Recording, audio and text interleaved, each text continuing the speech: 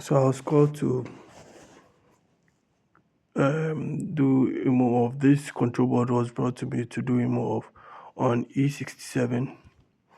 So they brought it purposely for Immo off because it's on Colorado, and after diagnosing it, they identified that the car is not starting. So they brought to me to do an Immo off on it. So what I'll do now is I'll try and read the ECU information after doing the pin out or connecting to it. Then I know when I get to start, it will work.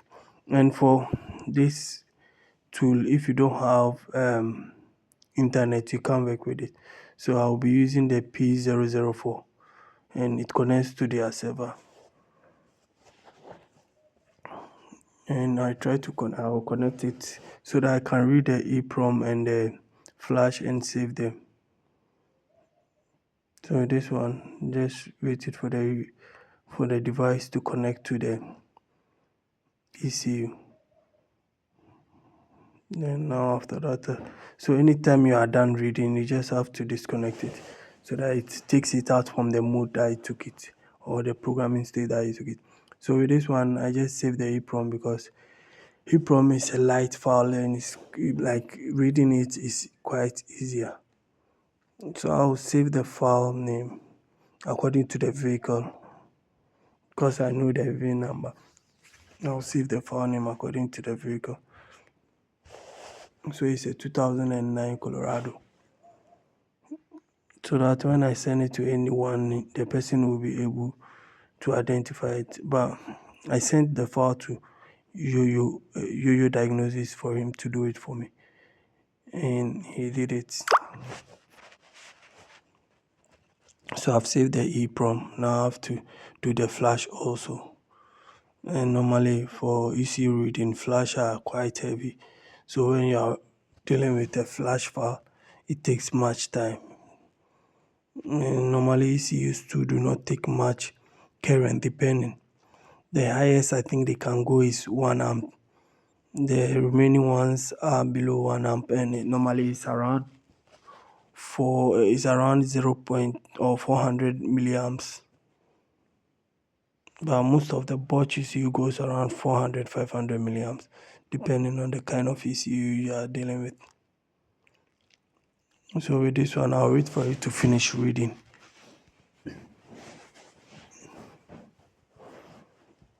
I'll wait for it to finish reading, then I'll send the file out for them to do the editing for me, so that I can be able to write it back onto the ECU.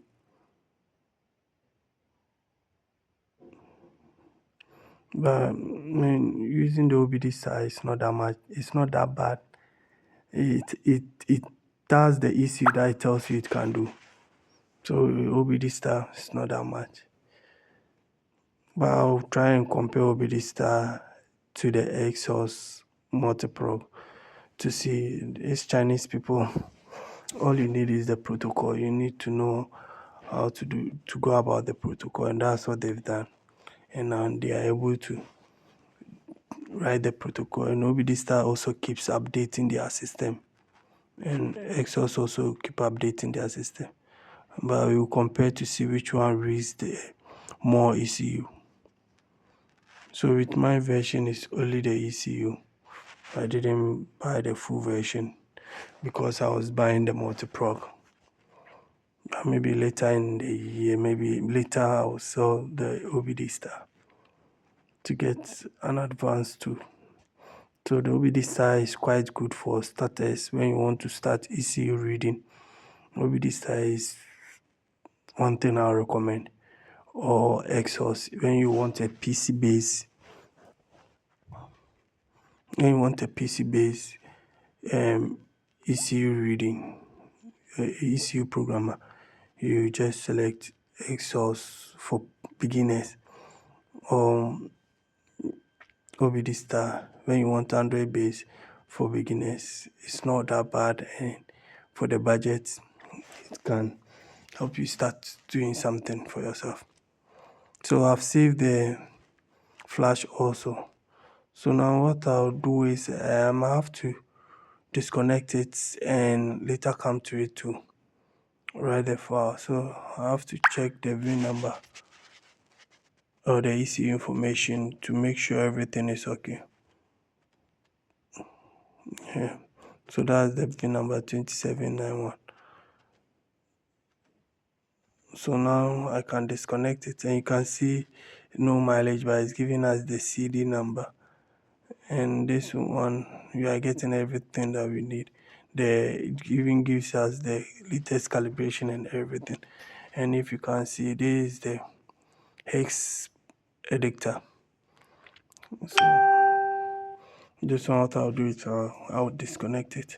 So now it is disconnected. So I'll come back to use it again. So now obdstar has 1,087 ECUs. So now I have done the file editing already, so which was done by UU Diagnosis. So now I'll connect it to the server so that I'll be able to write the flash file that he did the editing on it for me onto the ECU. So with this one, what I need to do is connect the ECU. Now that I know the pinout, I've done the pinout, I'll just connect it and the same VIN number for the ECU to identify that the ECU is well connected. So now what I'll do is click on OK, then connect to it. And you can see the last time that this ECU was programmed was 2008 SIT 2020 SIT 24. So now I'm connecting it to the ECU so that I can be able, so I'm not writing the flash data, the EEPROM, I'm only writing the flash data. So I'll not do the write partial, I'll do the full flash. So this device, it has a Bluetooth, which makes transfer easier, or you can use the pen drive slot. It has a USB slot, which also makes transfer of data easier. You just copy it onto the pen drive, then you transfer it to anyone that you are sending it to, or to your PC for editing. Then later you transfer it back. But if you use the Exos, everything is on the PC, so you just read, save, and you are good to go. But this one, it will raise the flash, then now it's writing the flash back onto the system. So you just wait for it, and normally you have to pay attention to the voltage you are using. It shouldn't be below below 11.5. You're supposed to be around 12, 13 or 14. And because of that, when the Exos is shipped with an adapter, power supply adapter, which is 15 or 14, 15 to 14 to 15 volt and 4 amps, so it can be able to handle any task that you give to it without being scared that maybe your power supply will not be able to. So if you buy the Exos, you don't need to buy any additional power supply or bench power supply, unless maybe you want to go that route. You want to go to that route, then you buy it, because most of the vehicles charging system can even get up to 15, so from 14 to 15. So the ECU is safe, and your device too is safe, because that's the voltage rating on it. So I'll wait for it to write the Immo off file. Then what I'll do is, so normally when you do that, you have to also do checksum when the file is given to you, or you ask the one who edit the file for you to do a checksum, because the obdstar cannot do a checksum. So you don't just write the file onto it. You have to do the checksum for the obdstar. Then you know what to do, because without the checksum, you might write and you might have checksum error on the ECU, or they write internal checksum error or something.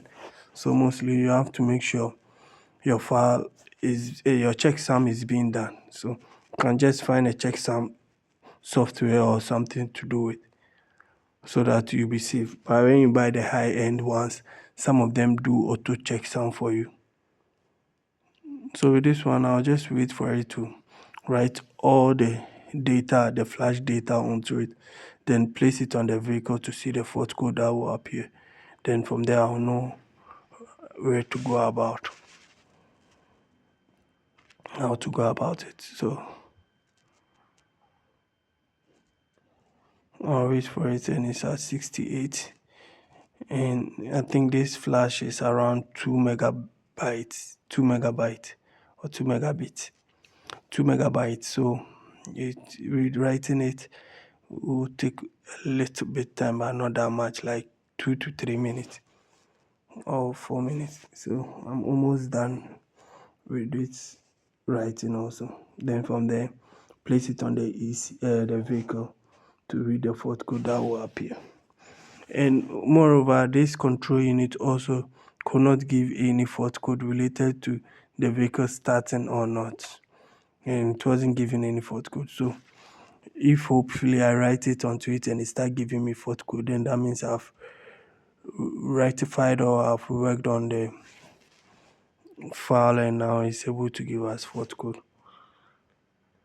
So with this, I'll just wait for it to finish writing, and it is almost done. So after this, I have to also check the ECU information, but before that I have to disconnect it so that I'll be able to check the ECU information to see if the VIN number is the same.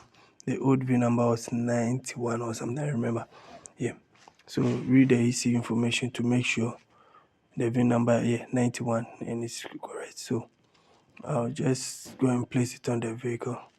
CD number, no mileage. Yeah, so he just did the Immo for me. So just click on OK. Thank you for watching. Subscribe to my channel for more videos. So now I'll also be bringing you some videos related to ECU cloning. Thank you.